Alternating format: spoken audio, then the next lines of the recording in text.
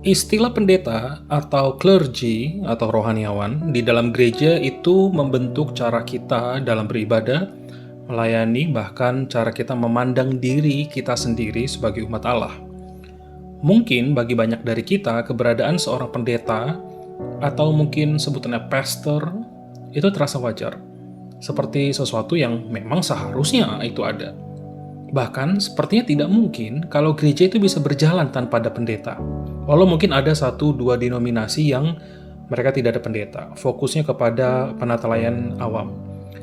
Tetapi pertanyaannya adalah, bagi sebagian besar kita, apakah benar Alkitab mengajarkan bahwa ada satu kelas orang khusus yang disebut pendeta atau clergy, atau imam, atau uskup, atau paus bahkan? Sementara yang lain hanyalah jemaat biasa atau yang sering disebut awam. Apakah benar ada perbedaan antara hamba Tuhan yang resmi dan jemaat biasa yang tidak punya peran penting selain duduk dan mendengarkan? Nah, hari ini kita akan membongkar hal itu bersama-sama dengan sederhana supaya kita bisa melihat apa sih rencana Allah yang sebenarnya bagi gerejanya. Pertama-tama kita harus jelaskan terlebih dahulu istilah clergy dan awam yang sering dipakai dalam sejarah gereja. Kata clergy atau klerus biasanya dipakai untuk menyebut orang-orang yang dianggap sebagai pelayan khusus Tuhan. Mereka ini ditahbiskan, dilantik, diberi gelar resmi, dan menerima tunjangan untuk melayani di gereja. Sedangkan kata laity atau umat awam dipakai untuk menyebut jemaat biasa, orang-orang percaya yang datang beribadah, mendengarkan khotbah, memberikan persembahan, dan lalu pulang.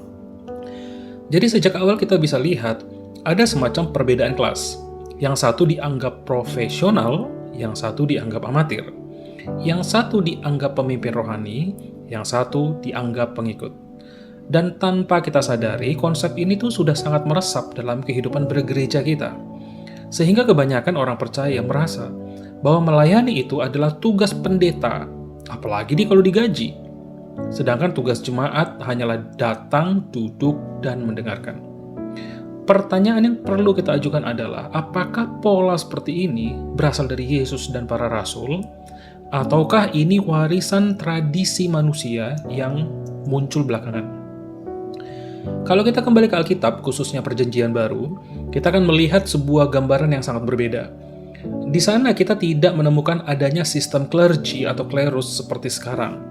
Kita tidak pernah melihat ada satu orang profesional yang digaji untuk mengatur gereja, berkhotbah setiap minggu, memimpin perjamuan, menikahkan orang, membaptis, atau mengurus pemakaman. Tidak ada di PB.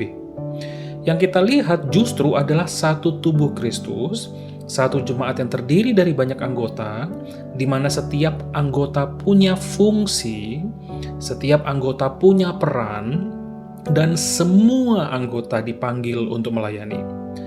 Rasul Paulus dalam 1 Korintus pasal 12 menekankan hal ini dengan indah. Ia berkata bahwa tubuh Kristus itu punya banyak anggota. Ada yang berfungsi sebagai tangan, kaki, ada yang sebagai mata, ada yang telinga, dan semuanya penting. Dan semuanya bagian dari tubuh, dan semuanya dipanggil untuk bekerja sama. Jadi tidak ada anggota yang hanya duduk diam tanpa fungsi. Karena kalau satu anggota tidak berfungsi, tubuh jadi sakit. Bayangkan sebagian besar umat atau jemaat duduk diam, tidak berfungsi.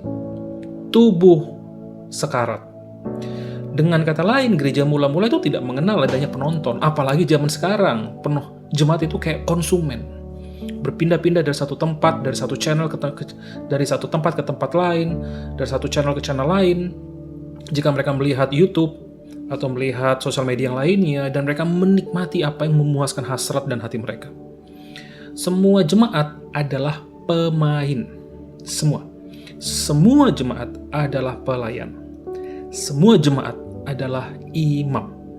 Dan inilah yang Alkitab maksudkan dengan imamat rajani atau imamat semua orang percaya. Nah, mungkin kita bertanya, kalau gitu kenapa sekarang kita terbiasa melihat gereja itu seperti pertunjukan? Ada panggung di depan, ada satu orang yang berbicara, ada kelompok orang yang bermain musik yang memimpin, lalu selebihnya puluhan atau mungkin ratusan atau ribuan orang duduk mendengarkan, hanya sesekali ikut nyanyi. Bukankah itu mirip penonton yang menonton konser dan pertunjukan drama?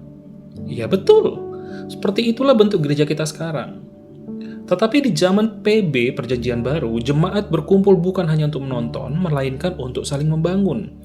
Ketika mereka berkumpul, semua boleh bernyanyi, semua boleh mendoakan, semua boleh berbagi firman, semua boleh menguatkan satu sama lain.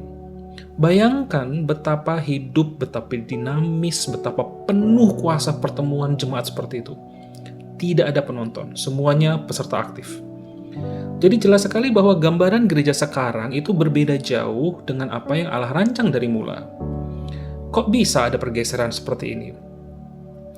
Jawabannya adalah karena masuknya sistem clergy atau klerus, atau kita sebut bahasa sederhananya mungkin sistem pendeta yang profesional, sistem imam yang profesional, yang sebenarnya tidak pernah diajarkan Yesus maupun para rasul. Sistem ini mulai muncul perlahan-lahan setelah abad pertama. Ini jika saudara melihat 3 video sebelumnya, apa yang terjadi di gereja, pada gereja, yaitu setelah para rasul meninggal. Di abad-abad berikutnya muncul tokoh-tokoh yang mulai memperkenalkan ide bahwa sebaiknya gereja dipimpin oleh satu orang saja. Dan itu adalah bapak-bapak gereja, beberapa bapak-bapak gereja. Dan orang itu punya kuasa yang tinggi, dan satu orang ini tuh punya kuasa yang lebih tinggi dari yang lain. Disinilah lahirnya konsep imam, pastor, pendeta, uskup yang kita kenal sekarang. Kita akan bahas lebih detail sejarah ini di bagian berikutnya, tetapi untuk saat ini, video ini, mari kita renungkan dulu bahayanya konsep pemisahan clergy, klerus, dan jemaat. Salah satu dampak yang paling besar dari sistem ini adalah matinya fungsi semua anggota tubuh. Sekarang di kebanyakan gereja, jemaat hanya dianggap sebagai penerima, bukan pemberi.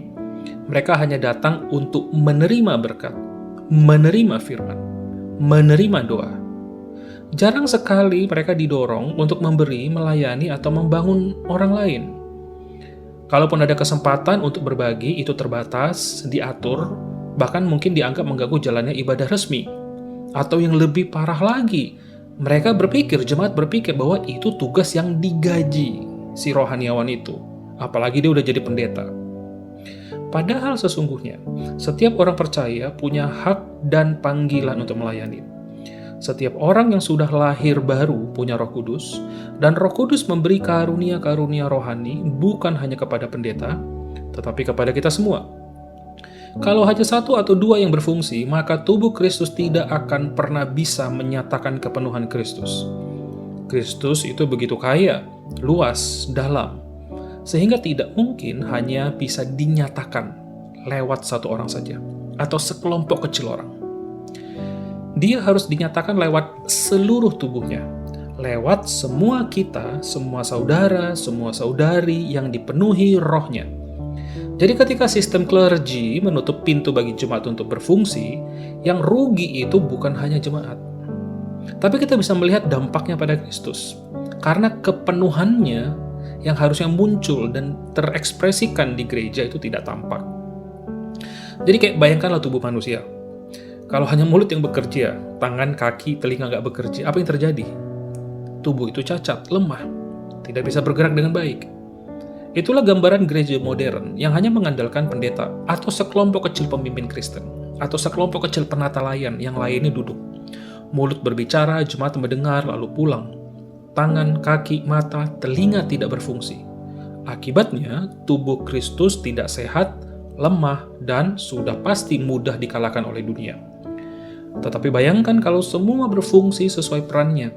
Tangan bekerja, kaki bergerak, mata melihat, telinga mendengar, mulut berbicara. Tubuh itu pasti kuat, lincah, dan hidup. Itulah yang Allah mau bagi gerejanya.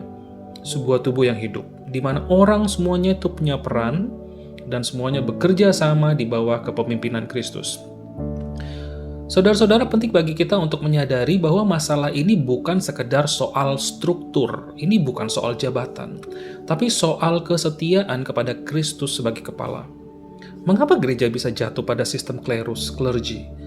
Karena gereja melupakan pusatnya, yaitu Yesus sendiri. Begitu jemaat berhenti berfokus pada Kristus, mereka mulai mencari pengganti. Mereka ingin ada figur manusia. Nah, ini nih, yang bisa memimpin, ada figur yang bisa mengatur, mengontrol, dan memberikan kepastian, dan mereka berharap, pimpin kami. Itu kalau positif. Atau negatif, puaskan kami. Muncullah sistem kependetaan, atau bahasa di Indonesia sekarang banyak menggunakan kata pastor. Tetapi itu bukan kehendak Allah. Yang Allah mau adalah Kristus sebagai kepala, bukan manusia. Semua jemaat, termasuk pendetanya, rohaniawannya, adalah saudara. Semuanya adalah imam. Semuanya punya akses langsung kepada Allah tanpa perantara. Inilah iman Kristen. Tapi sayangnya dengan adanya sistem klerus, jemaat kehilangan kesadaran dan gereja kehilangan kehidupan sejatinya.